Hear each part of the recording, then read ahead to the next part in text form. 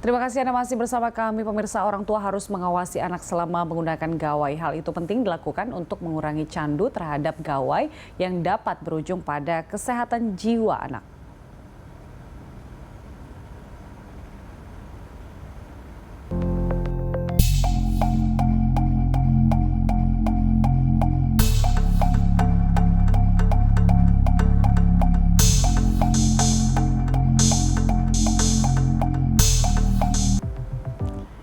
Baik, itu dia beberapa tips untuk bisa mengantisipasi kecanduan anak terhadap gawai. Saya ingin ke Bu Margaret. Tadi ada 5 tips, ada pendampingan, kemudian ada berikan kesempatan anak bermain di luar rumah supaya kehidupannya lebih nyata gitu ya Bu Margaret, yang nggak melulu soal gadget gitu. Ada tips yang bisa ditambahkan nggak Bu Margaret? Ya, saya kira sangat penting untuk orang tua bisa menjadi orang tua yang sangat kreatif nih Mbak. Supaya bisa mengajak anak tidak terpaku pada gadgetnya. Misalnya mengajak anak untuk masak, kalau mungkin cewek gitu ya, atau misalkan bersih-bersih rumah, atau olahraga bareng, atau main game bareng, tapi bukan game yang online gitu misalnya ya. Menyediakan beberapa permainan di dalam rumah ataupun di luar rumah yang itu bisa atau mungkin di masa pandemi ini berkebun bisa menjadi salah satu pilihan misalnya.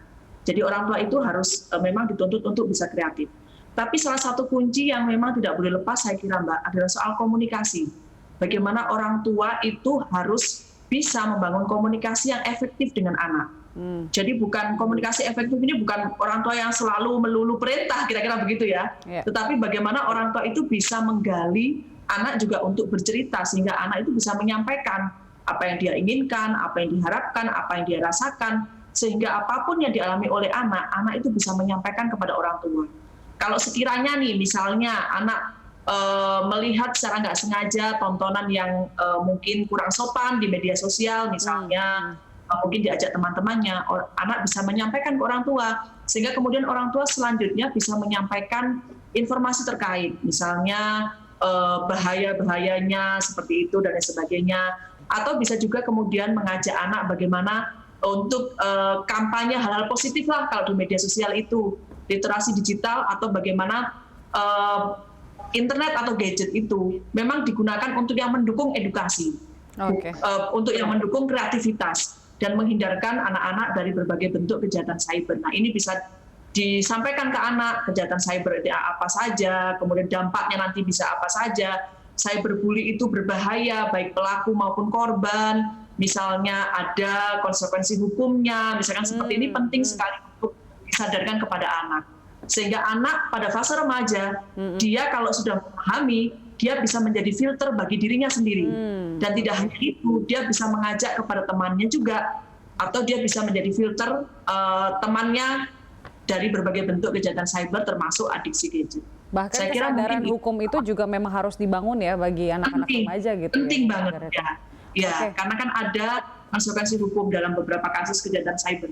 Iya, Bu Margaret, kalau misalnya ada anak yang bilang, iya mah saya megang gadget terus karena mau jadi atlet e-sport nih, makanya memang harus rajin main-main game online. Itu gimana tuh Bu Margaret? Nah, orang tua harus cek lah, orang tua harus cek apakah itu betul untuk penggunaan itu misalnya, atau kemudian juga bisa mencek berapa lama nih anak menggunakan gadgetnya ini untuk urusan itu, kira-kira begitu. Jadi harus balance lah Mbak, kira-kira ya. Apakah kemudian anak karena masa PJJ dia banyak menggunakan gadget terus kemudian nggak boleh sama sekali bermain di luar jam belajar? Mungkin ya, saya kira mungkin itu juga kurang pas gitu ya. Mungkin diperbolehkan, it's okay. Tetapi ada batasan tadi, ada komitmen soal waktu, soal lokasi, soal konten gitu ya. Dan lain sebagainya. Itu sangat penting. Jadi tetap dalam koridor pengawasan dan pendampingan serta kontrol orang tua terkait dengan penggunaan gadget atau internet ini Mbak. Gitu, terima kasih. Saya ke Bu Susi. Bu Susi, jadi untuk penggunaan gadget sendiri atau gawai ini, maksimal untuk anak itu berapa lama supaya bisa mengantisipasi agar anak tidak kecanduan atau bahkan sampai mengalami gangguan jiwa karena udah kecanduan?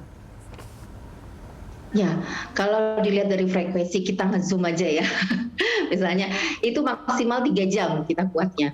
Nah itu sebenarnya yang harus diperhatikan juga ketika dalam proses belajar juga harus ada waktu yang dibatasi. Misalnya dia di sekolah itu hanya 3 jam atau 4 jam. Setelah itu selesai jam 12 siang itu mereka selesai istirahat dan tidak ada lagi jam setelah itu.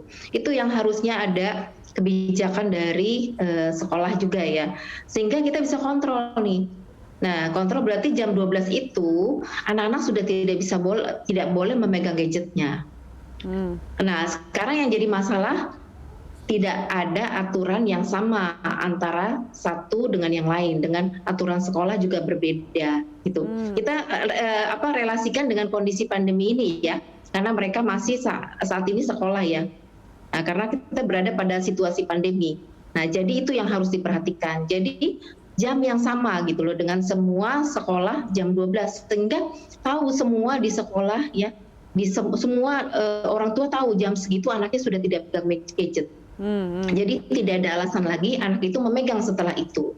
Kalau ada aturan yang jelas saya pikir gampang orang tua bisa mengontrol. Masalahnya nanti setelah jam 12 ada lagi jam 1, ada lagi jam 2, ada lagi sore, bahkan kalau yang kuliahan malam juga ada lagi. Nah itu yang jadinya tidak bisa kontrol. Apalagi sekarang kondisi orang tua kan bermacam-macam ya, dengan low educated gitu kan, ada yang menengah, ada yang mengerti, ada yang bisa mengontrol, ada yang tidak bisa mengontrol, bahkan tidak tahu.